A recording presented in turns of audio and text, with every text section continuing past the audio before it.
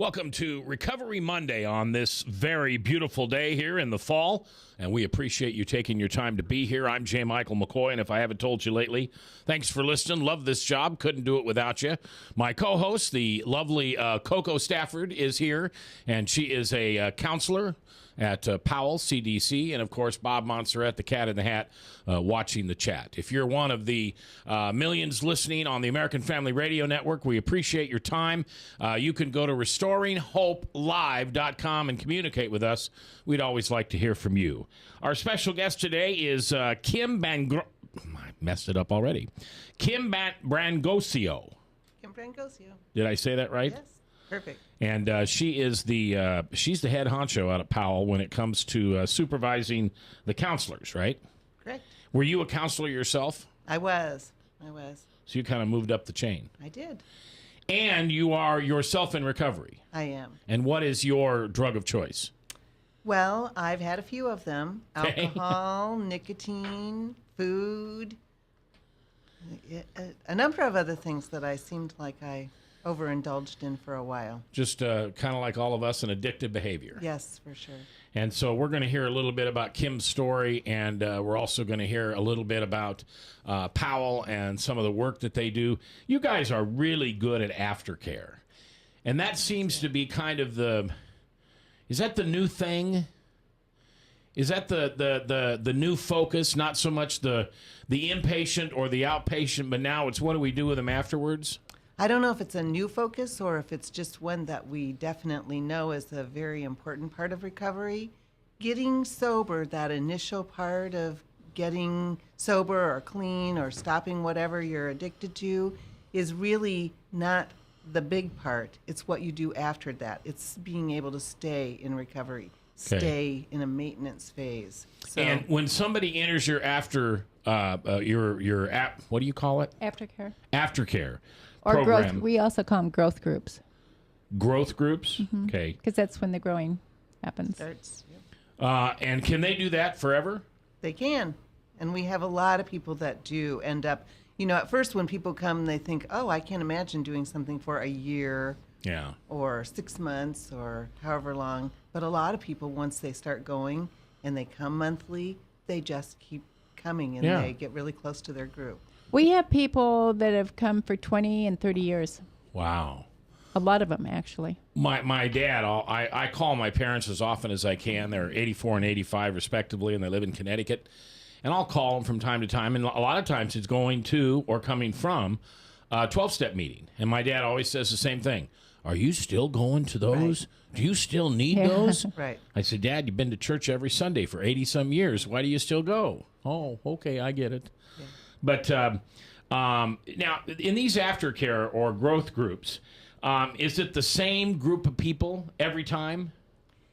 A lot of times there are same people that are there every week. Because they're not open to the public, right? They are not. Okay. They are not. They are open to people who have done treatment at Powell or at the very least have done some piece of treatment at Powell, and then they are coming into those groups. There are maybe some people that have done treatment at another program and they will come and be evaluated and say do a short relapse or something like that at Powell, and then they'll get involved in an aftercare group. So. And now, is there a cost for those folks to be in those groups? I don't believe that. If you're coming right out of treatment, there's no cost. So it's free for the rest of your life if you continue to go, regularly. If you've taken a few years off, then it's just $75. And if you're coming, we do have some people that come that are, their PO wants them to come or something. Then there's a higher price. What's the difference between a aftercare or a growth group and a 12-step meeting? You get feedback. Oh. So this is crosstalk. Well, no, it's not. We don't have crosstalk's not allowed, but you do get feedback, and we teach people how to give feedback in the proper way. We don't give advice, but we give feedback. Okay, so role play with me for a minute. All right, so you two are in the growth groups, and I'm the patient, Well, I guess we'd all be in the growth groups, wouldn't we? Correct. All right. And so I say, gee, every time I drive down this street and the red light comes on at this corner, I look to my right and there's that liquor store that I always used to go into, and I really want to go in it. And when I don't go in it, I come home and I'm in a bad mood and my wife's really mad at me. Well, what would happen in the growth group is the facilitator, which there are facilitators in the aftercare groups, just as there are in other groups. The facilitator might say, okay, does anybody have any feedback from Mac today about what he's saying? And they might try to get more information from you about what the situation is and how long you've been doing that. And then they'd try to help the other group members or encourage them to give you feedback about maybe you want to change what you're doing if you're not getting the results that you want. Okay, but isn't that advice? It is, and it's not, because you're the one that's saying, I'm having a trouble with this. I'm having problems. Okay. This is The first causing thing me-" we do is ask if you want any feedback. And there are different kinds of feedback. One of them is mirroring. I'm just going to mirror back to you what you said, because some people, everyone processes information in a different way. Some people will process in their head until they get the story straight, and then they just come out and say it very smoothly. Other people will process as they're talking. So as they're talking, the story's kind of coming together for them, and they don't really know what they've said. So for me to repeat back to you what I heard you say, but that I'm going to repeat back according to my background. So I've gathered a story in my head according to what you said. So what your story that you just told, I might say, it sounds like you're having trouble going that direction when you go home, that you see liquor and you want it. And then you can, you don't reply then, you wait till everyone's had feedback, and then you have a chance to reply back. But that's just a chance of hearing someone else interpret what you've said. Lila Stafford is here, and Kim Brangoccio. I'm going to get it wrong every time. Why can't it just be Kim, like a simple name like Hale? Well, just that Kim was my B. name. You can There just you call go. me there. I'm sorry. I'm just no good with names. If a guy, if the facilitator said, okay, would you like some feedback, Mac? If Mac always said no, would Mac be asked to leave the group? No. No. And I have a question. That does happen.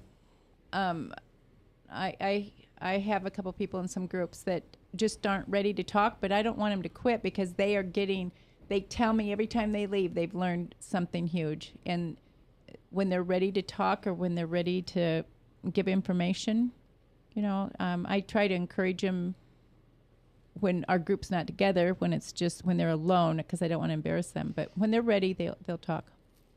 Bob? I was just wondering how you define cross-talk, because that's what you said initially, asking if that's what happened, and I don't know what that means. Crosstalk would be like what we're doing right now. Just everybody's having It's a conversation on the side that's going, but like if Mac had been talking and telling his side of the story, and you and I started talking, that's one form of crosstalk. The other is if you told your story, then it was time for feedback. If I gave you feedback, then you kept replying back. Right. You need to just be quiet until everyone's done. Right. Goes around the circle, and then I can talk again. Yes. Does that make sense to you? Yeah, it's a rule that you're following. But what you were talking about earlier about, it sounded to me like active listening to what the Yes. person is saying, because you're basically repeating back to that person Yes. what they're saying. Okay. But I'm repeating back according to my background. And so you can find out how a lot of people are stunned to find out that they aren't as good at communicators as they thought they were, Right. because a lot of people in the group aren't understanding what they're saying. So what you're saying is, what I hear you saying is, Yes. All right, learned Lila, it. let's say that you say to me, what I hear you saying is blank. And I say, no, that's not what I said. So is it on you to hear it differently, or on me to say it differently? It's for you to clarify it. Okay. I'm going to go back into the role play. You say to me, What did you hear me say when I said I go home at night and I end up getting caught at this red light, and there's a liquor store I used to go into and all the neon lights are going, and I just want to go in there and get a bottle. It just seems so comfortable. And when I don't, I'm mad, I'm angry, I'm depressed. I get home, I take it out on my wife and the dog and the kids. What I heard you say is that you go the same way every night, and it when you see the store, it creates some problems for you that you can't handle, and you go home and take it out on other people at home. Right. That.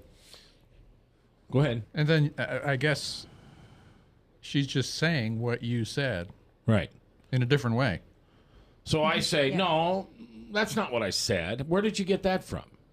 Now, does somebody stand up and say argumentative? No. No.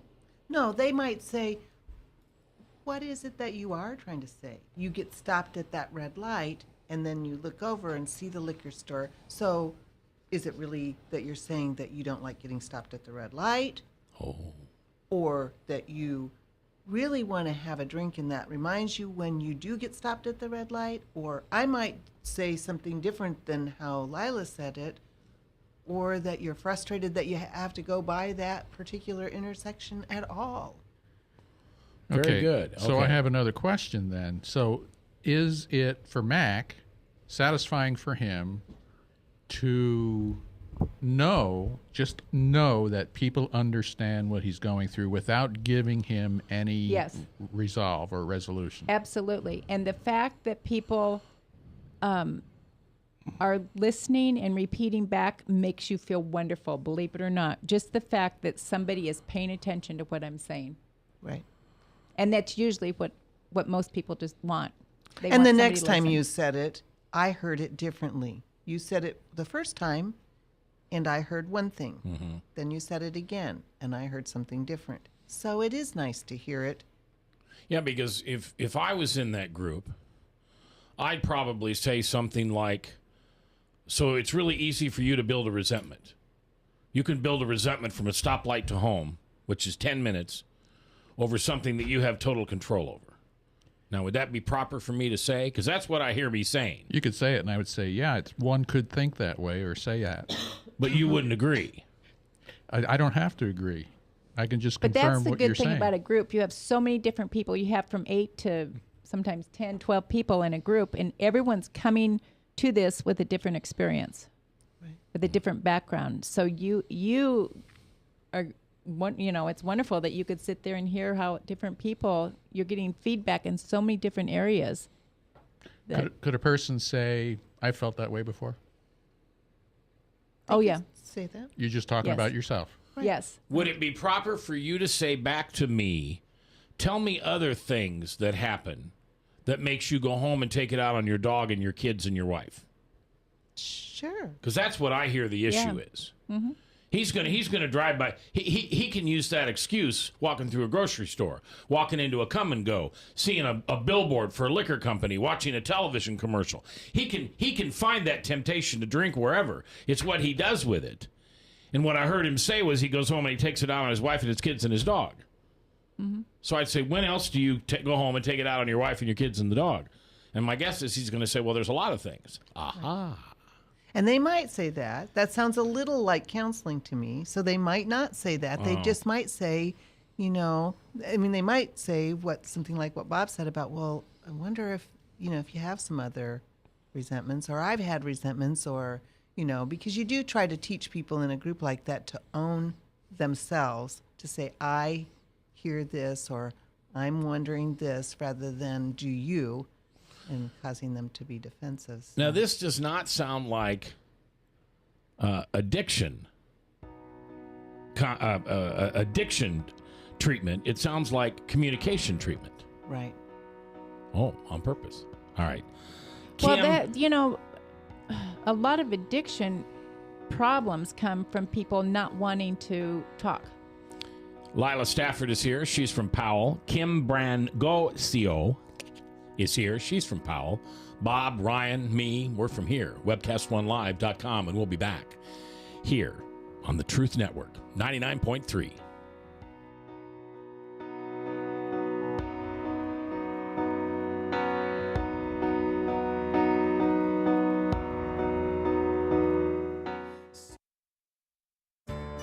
mother who is headed toward another heart attack. A woman who struggles daily with diabetes and her memory. A boy whose headaches keep him out of school. A mother who one morning discovers a lump. A girl whose condition defies diagnosis. You come to us because you need answers, but you also need more. You need understanding of what you're going through. You need comfort. You need to be treated as an individual, not a condition. You need to be included in your own care. You are the point of everything we do. That's why we're changing to Unity Point Health. It's a model of care that will help us work better together, where the physician who knows you best takes the lead, coordinating your care through every step, from the hospital to specialists to rehabilitation to health services in the home and in the community, to making sure the treatments are effective. By working as a team, we surround you with care, helping you manage your health and your conditions, guiding you to making better choices and living a healthier life. The point of Unity is you. Unity Point Health. Get away from us, you mean old credit card. We don't have any more money. We're in trouble now. Save us! Help! Somebody save us! Somebody help! Help! Save us!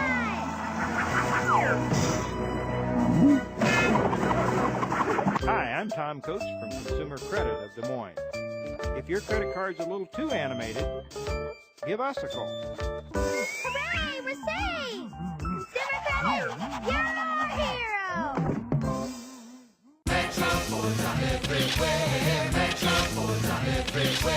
See 'em here, see 'em there. You got bad credit, we don't care.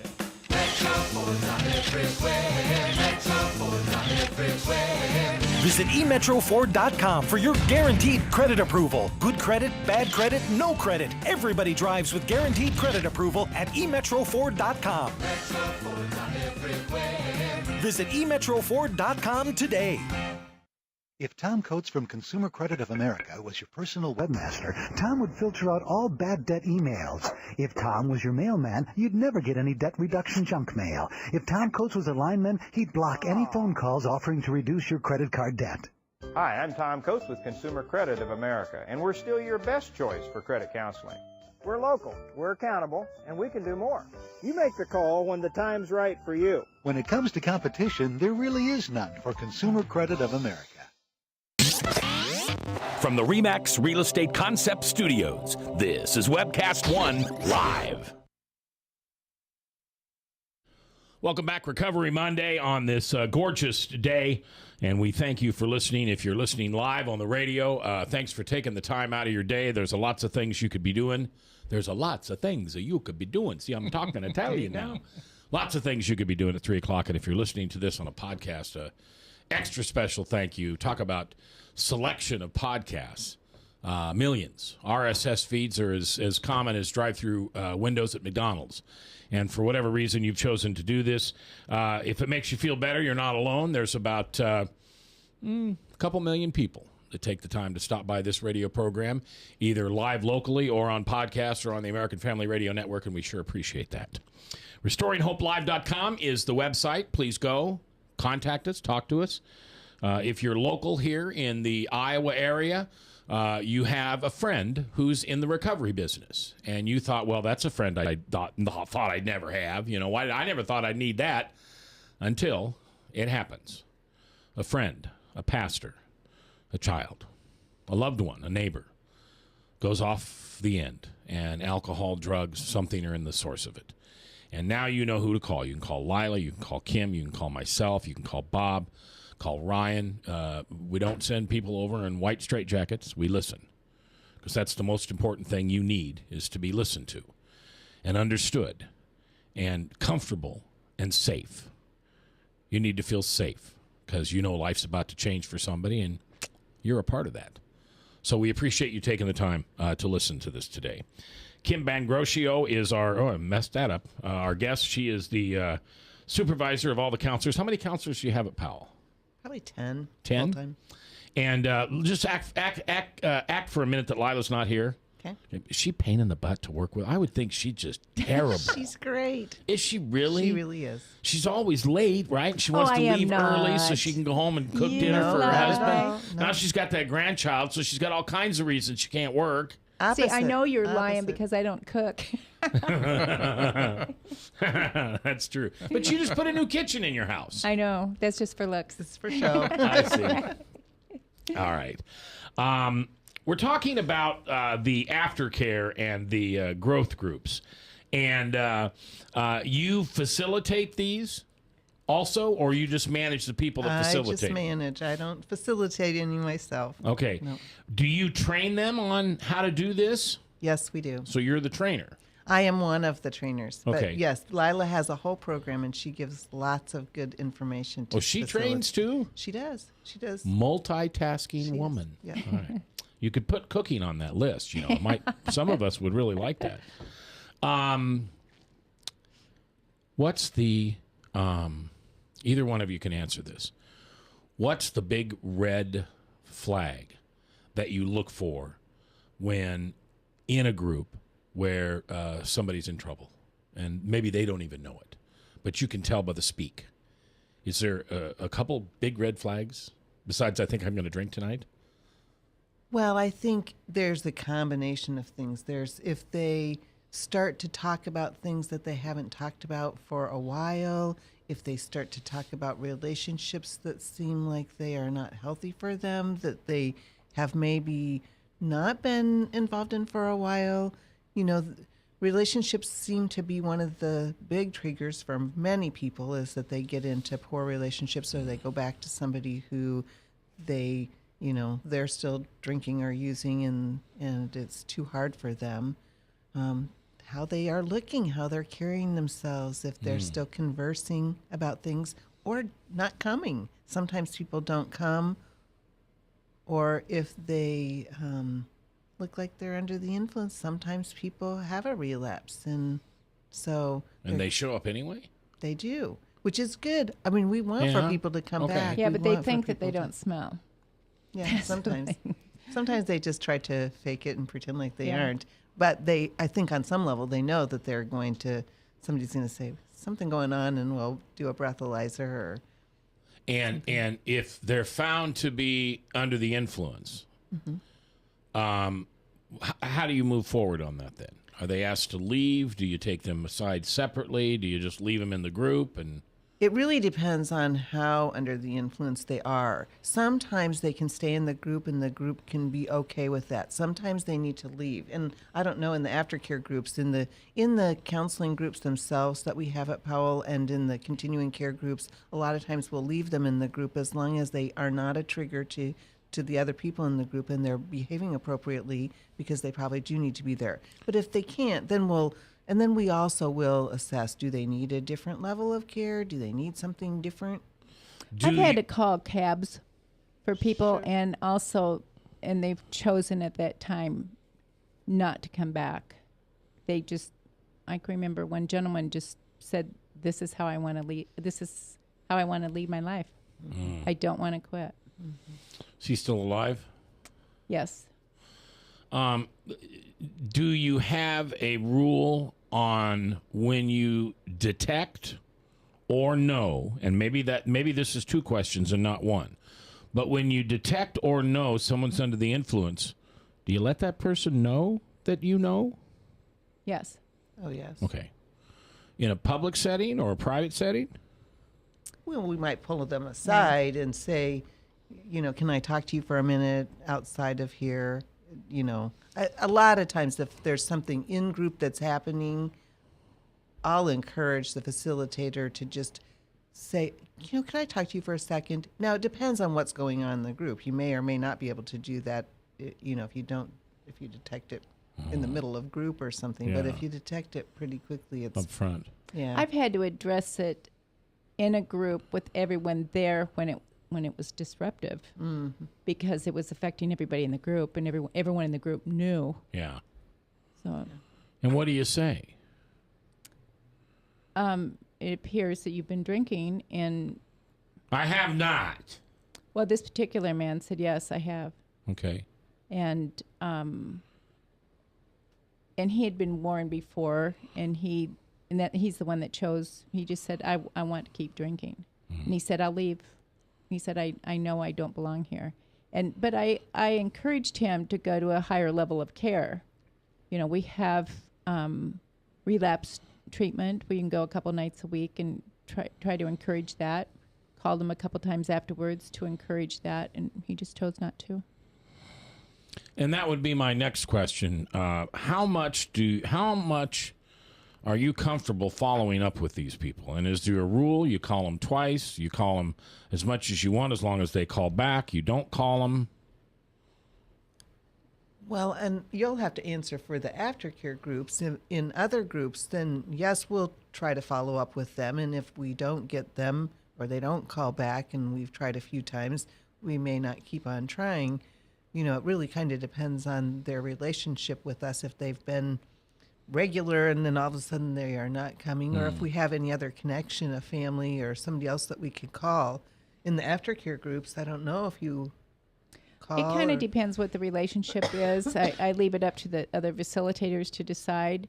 If I've been the facilitator, I know there are a couple guys that about every 6 months, I'll just text them and just say, just want you to know we're still here. You know, just to say that, you know, we're still here, and if you need help, we're here. Now, and I don't mean this sarcastically, are they all as tough as Lila? Because Lila's tough. No, every group is different. Every one of the aftercare groups kind of has their own personality, their own atmosphere. Some of them fit for some people and some of them don't. So Lila, do you say to other facilitators or other counselors, hey, I've got this person and they do ABC and they don't really fit in our group, but I think they might fit in this group, or I would like to get them in another group? I know I know what each facilitator does. I know what the group's feel is. So I try to put the person, but I may not know the person when they just come from treatment. So I always tell them, I'm going to put you in this group, and if it doesn't work, I don't want you to quit. I want you to come and talk to me, and then we can have another conversation about what group to go into. And a lot of times with the groups, you have to take a few times to see if it's going to, you know, if you encourage people, come 3 times or, you know, come a few times before you make a decision, it may fit then. Or if it really just strikes you as, oh, this doesn't work at all, then right away to try to move them to one that might fit better. Yeah, the one group that you invited me to for a while, I really enjoyed it. I just had one person in there that just didn't rub me the right way, and luckily I had been in the program long enough where I realized that was my problem and not theirs. And so I just stopped coming. Yeah. You know, rather than go to the facilitator or the counselor and say, this person, I have a problem with this person. Because what are you going to say to them? Well, okay. I think of that as a growth opportunity, though, because in the real world, we're always going to have people that we don't get along with. Somebody that rubs us the wrong way, whether it's at work or our family, whatever. And so we're in a safe environment to learn how to get along with people that we don't necessarily care for. Yeah. Or that may rub us the wrong way. Yeah. Well, I don't want to talk about that any longer because that's not fair to the other people. But, I mean, the situation for me is I knew the spouse, and what I was hearing from the spouse and what I was hearing from the other spouse in the group were different. And I don't know. I guess I chose to believe one over the other. That's interesting. I just thought about that. Why did I choose one or the other? I guess I had the original relationship with the first one. And I just couldn't sit there and listen night after night to this, what was so starkly different than I was being told. So I thought I did the right thing by stepping out. I don't know. I just, rather than be the troublemaker, which I usually am. Kim Brangoccio is in the studio. She is the head of the counselors at Powell CDC. Lila Stafford is here. She's one of the counselors. Now, you both come from a recovery world yourself. Do most counselors come from that world? I would say that a lot of times there's at least half of the staff that come from recovery or have been in recovery themselves. I've been a supervisor for 20 years, maybe in the addictions field, maybe even a little bit longer than that. And it seems like that's kind of the way it's gone at all of the places that I've been. at least about half of the staff. They're Maybe a affected by few. alcohol in some way, though. If they aren't in recovery, they have That's very true. Okay. a child or Parent or something. somebody. They've been Yeah. affected somehow.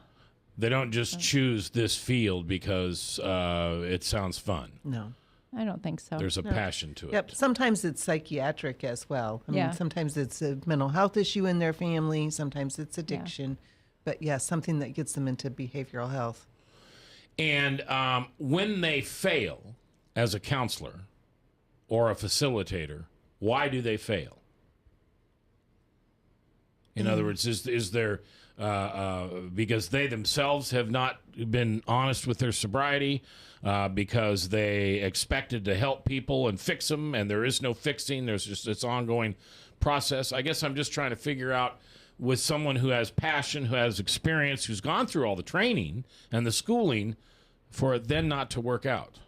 I don't know exactly what you mean by fail, but I mean, I have had They some. quit or are fired. Okay. I have had some counselors who they are in recovery but they're really still working out their recovery as a counselor. They're still working on their issues through the counseling process, and they probably really are not ready to be a counselor. Maybe that's where I was. I haven't seen that at Powell, but or maybe it has, but I haven't seen it. But I think when people want to get in the field too early, before they've it's very clear to me that they have to still work on a lot of things. All right, Kim and Lila are our guests, and when we come back, a little bit of Kim's story here live on Recovery Monday, brought to you by Powell CDC on the Truth Network, 99.3.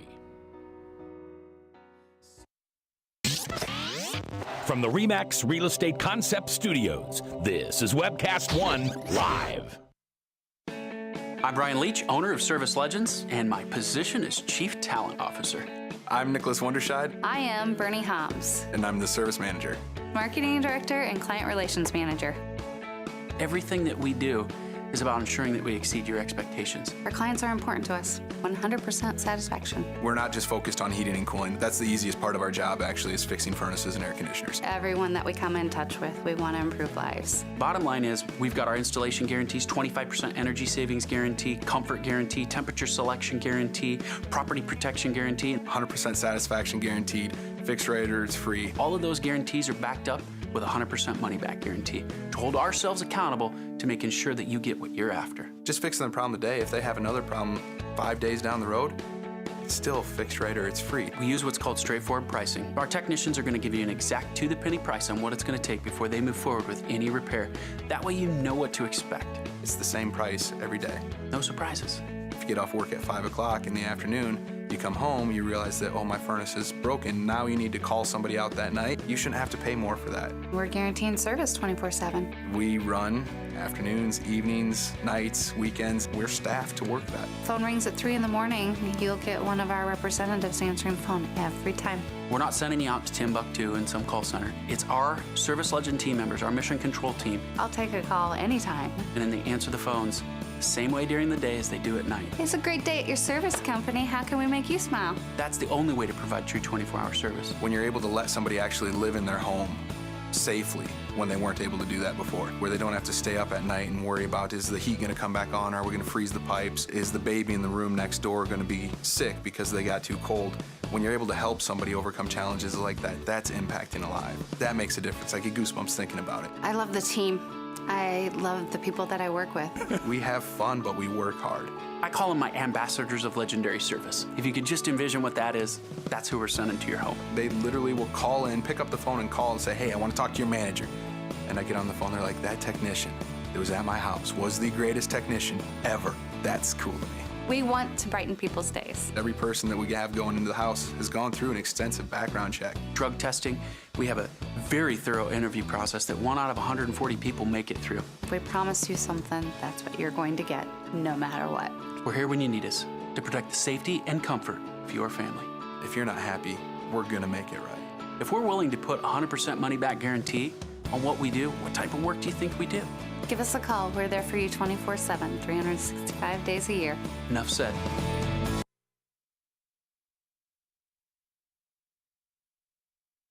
Welcome back to Recovery Monday. We appreciate you listening. This show brought to you by Powell CDC, a part of Unity Point Health Systems. When the time comes that uncle, that parent, that child, that friend from church, that pastor, that workmate is at the end of their end. They're sick and tired of being sick and tired, and they want help. You've got people you can call at Powell, 263-2424. Lila's there. Kim's there. Call them up. Talk to them. Tell them you heard it on the show. I know Kim's always nice to listeners. Are you always nice to listeners? Yeah. Okay. I think so. That was a trick But Kim is always nice. Very nice. And call them up and talk to them. Tell them you heard them on the show and let us help you. You know, I mean, the hardest step to take is the first one. And let us take that with you. You don't have to do it alone, okay?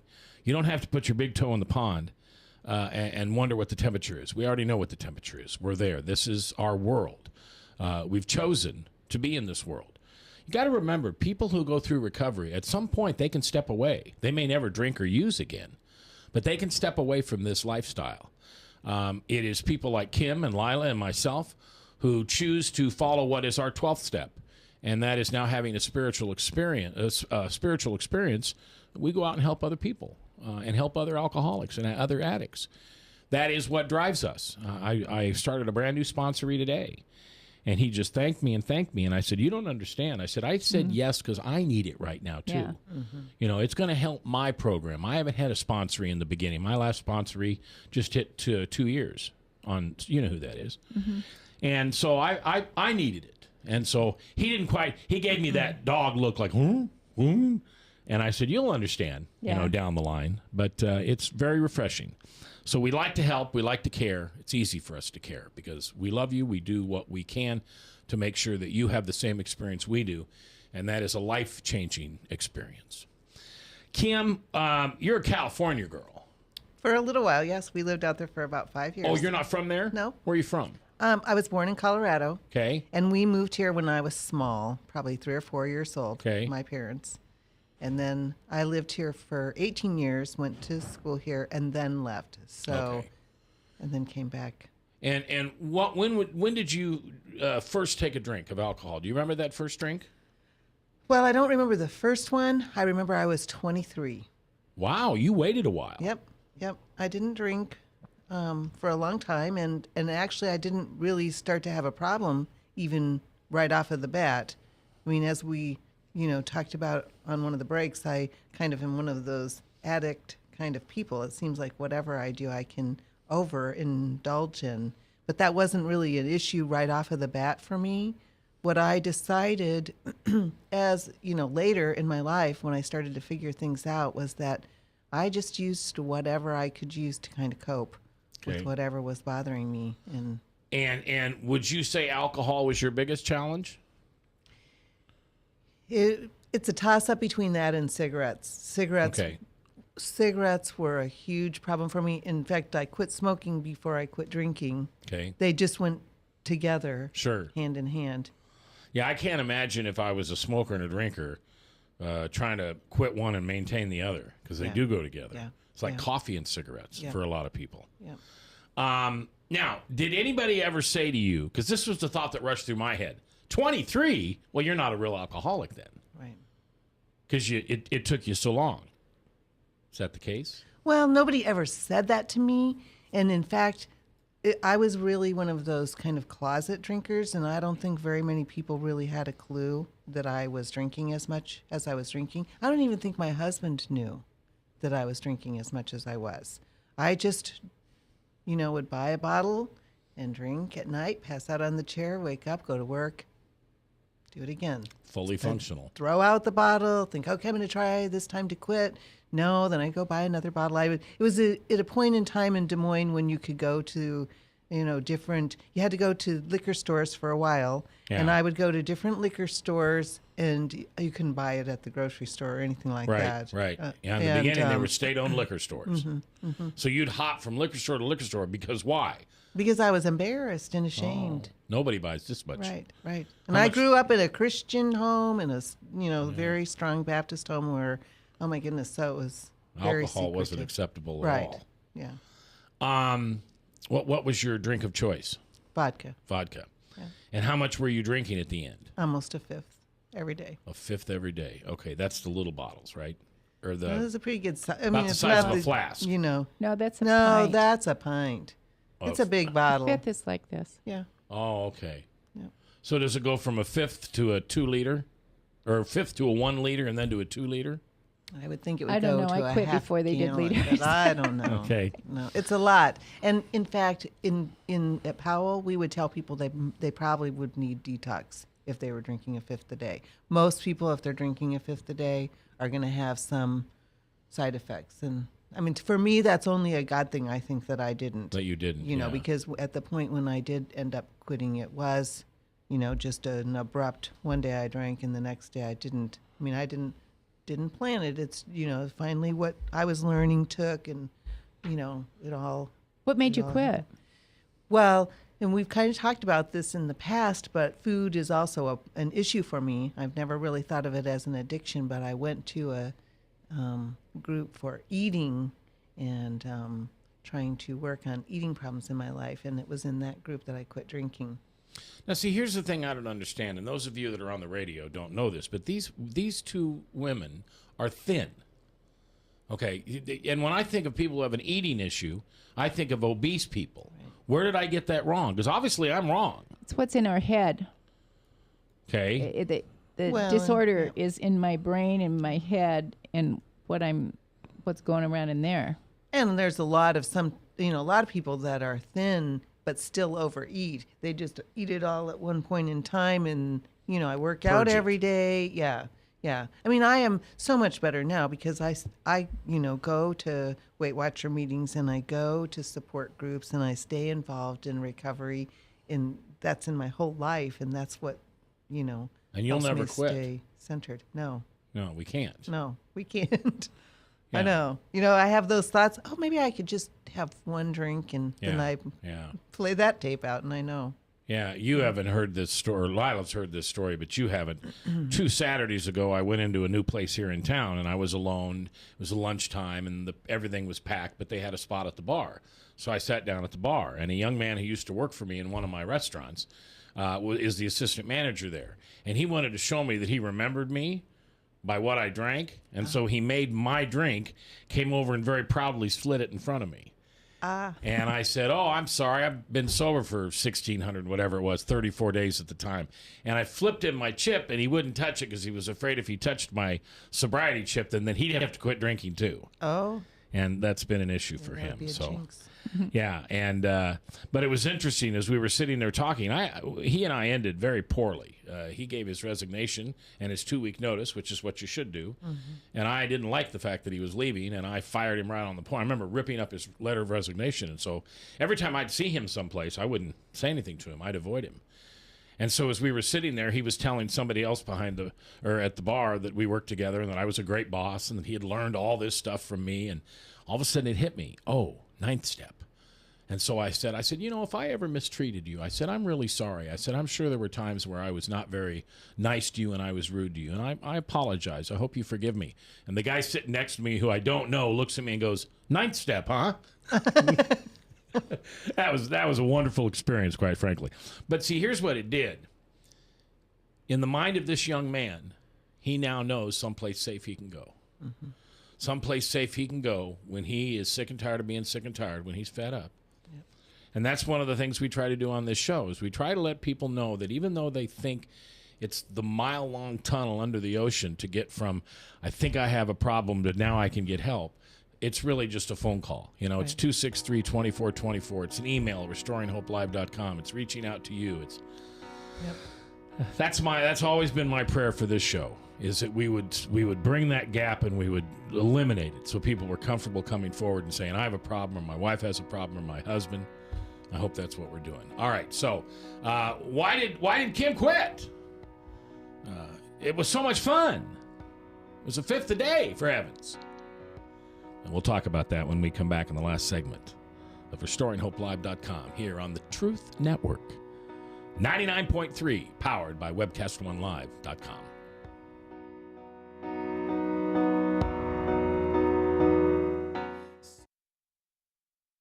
A father who is headed toward another heart attack. A woman who struggles daily with diabetes and her memory. A boy whose headaches keep him out of school. A mother who one morning discovers a lump. A girl whose condition defies diagnosis. You come to us because you need answers, but you also need more. You need understanding of what you're going through. You need comfort. You need to be treated as an individual, not a condition. You need to be included in your own care. You are the point of everything we do. That's why we're changing to Unity Point Health. It's a model of care that will help us work better together, where the physician who knows you best takes the lead, coordinating your care through every step, from the hospital to specialists to rehabilitation to health services in the home and in the community, to making sure the treatments are effective. By working as a team, we surround you with care, helping you manage your health and your conditions, guiding you to making better choices and living a healthier life. The point of Unity is you. Unity Point Health. Get away from my Sumito credit card. We don't have any more money. We're in trouble now. Save us! Help! Somebody save us! Somebody help! Help! Save us!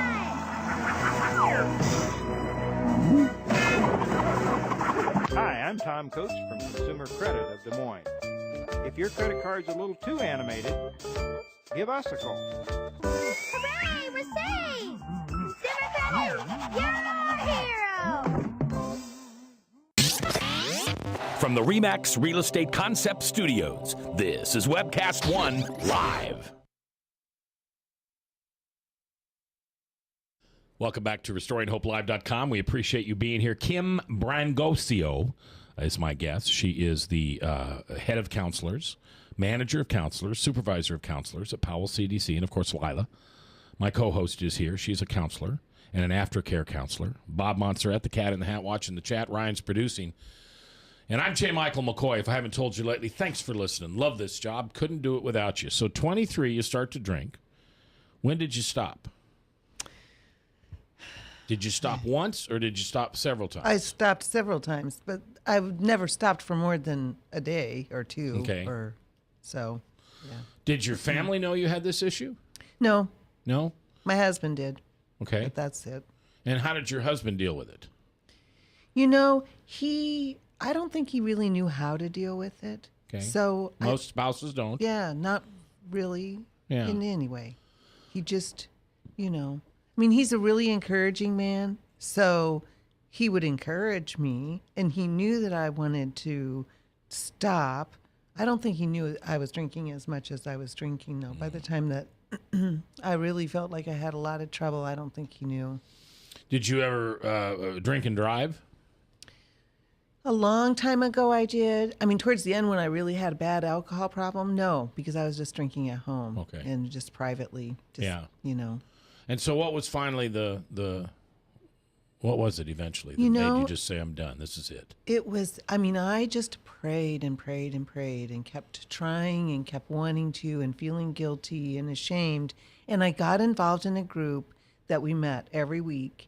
And every day, it was a study where every day you had a certain lesson to listen to on an audio tape, and you had a lesson to fill out in a Is this book. a recovery group or a Bible group? It was a recovery group for food, though. Okay. Not for alcohol. Okay. But it ended up to work the same for me because I wasn't focusing on drinking anymore. I was just focusing on these lessons and listening to these audio tapes and then going once a week and watching the videotape with a support group of other people that were struggling at the same time. And 5 weeks, I can just still remember, 5 weeks into the group, I stopped drinking and I've never had another drink. And that's been 18 years ago. Did you ever share with that small group way back when that even though food was an issue? No? I was too ashamed. Sure. It was a church food group, Okay. too. Yes. Oh, but it was okay to abuse food, but not okay to abuse alcohol. Well, it was not okay to do either one, but I felt so guilty and ashamed about drinking. How could you be going to a church group and drinking? I mean, I understand. Now now I'm so glad when people get into recovery. But so when you tell people to come, it's great because a lot of times people are so ashamed. Yeah. They aren't telling anybody. Yeah, and guilt and shame. I'm going to hold on. Can you see what I'm doing here? I'm stepping up on my pedestal. Guilt and shame is a tool of the accuser. Mm-hmm.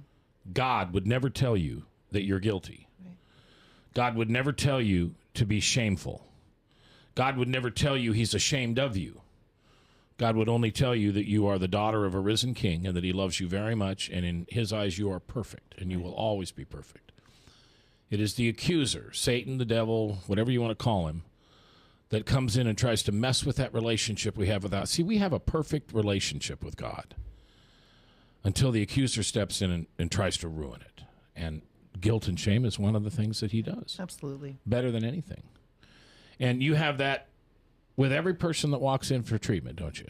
That's probably the most common characteristic is they feel guilty, shameful, they're angry at God a lot of times, angry at somebody in their life that they can blame it on. Yeah. And almost always it's themselves. Mm-hmm. They haven't. I sat down with a guy the other day, can't forgive himself for something he did to his daughter 10 years ago. It's not a bad thing. Right. He got mad and slapped her in the face. It's the only time he's ever hit her. Right. And I could tell as he was explaining it, he got angry, and the voice got tight, and the facial expression changed. And then he said those magic words, and I feel so guilty and so ashamed that I did that. And I just looked at him and I said, you need to forgive yourself. Mm-hmm. Because God forgave you a long time ago, and it doesn't matter whether your daughter does or not. Hopefully it stuck. I hope it did, because he deserves it. He's a great guy. Yeah. All right, so 18 years sober, quit smoking before that, but still food issues? Still food issues. So is food your main demon? Yes. Okay. And you just want to, if you have the chance, you just eat and eat and eat and eat and eat?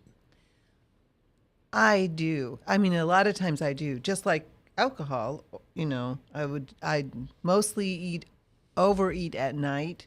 And then I'll just fall into bed, and I'll wake up feeling hungover from food. You can get sort of that same hungover feeling. Yeah, from I remember eating too much. you talked about that there's such a thing as a food hangover, Lila. Yep. Yeah. And guilt and shame. Guilt and shame, for sure. Because I remember the story you told about you were on a road trip, right? Mm-hmm. And you stopped at a gas station and bought a whole bunch of stuff. And like it ruined your trip then? You felt so guilty and shameful that you had eaten potato chips or something? I don't remember. Well, I haven't had potato chips in almost 30 years, but the rest of that story happened to me, not just one time, about every time we went out of town. Wow. But that's called a vacation. No, it's called addiction for me. Okay, all right. It's not, you don't stop at a normal place. Because I know people. Because, we always get these questions. So I'm not talking about me here. I'm talking about somebody else, my friend. But how do you know if you're an alcoholic? And they'll say, I've got one friend, and I love him dearly. He might not drink for 3 months. But then he goes on, quote, unquote, vacation. And it's a 24/7 drunk-a-log. Right. And then he'll come home, and he won't drink again for months. And he wants to know if he's an alcoholic. How do you answer that? Yes. Yes. That's what I was going to say. Yes. Okay. Yeah. Because you can't control it. But he doesn't want to control it. It's not that he can't. He doesn't want to. He wants to have. That's fun to him. That's the ultimate experience. Every 6 months to go and just get loaded. He's a binge drinker, Okay. and probably when he starts, he can't stop in those situations. Yeah. Mm.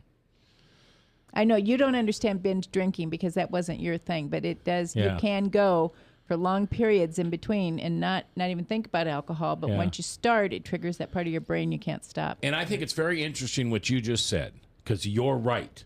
I don't understand that. I'm ignorant. It's not that I don't want to understand. I don't get that. Because for me, an alcoholic, It's 5, it's 5:30, it's 5:45, everything's safe at the home front. I'm going to start drinking. Right. And the next morning I get up and I would never think of having a drink in the morning. And at lunchtime, no, of course not. It invades my space. It makes me unproductive. By 5:30, Ready to go. I can't think of anything I'd rather be doing. But see, now you know what it feels like to be a spouse or a mother or father who doesn't get it with That's with true. an alcoholic. Right. That's true. I But don't. it's not your story. Now I know. Lila, thanks for being here. Kim, thank you for being here. You're always welcome. Bob, thanks for your hefty input. Next time, just don't talk as much, would you? Okay. You dominate the conversation. Ryan, thanks for producing. I'm J. Michael McCoy. If I haven't told you lately, thanks. Thanks for listening. Thanks for praying for us. Thanks for considering that maybe what we say here is really for you. I know it's tough. Maybe it's for you. Tonight, when you say your prayers, would you think of somebody that you can't forgive, that you just can't forgive? And ask God to forgive you for not forgiving them. Do unto others as you would have them do unto you. Have a great day.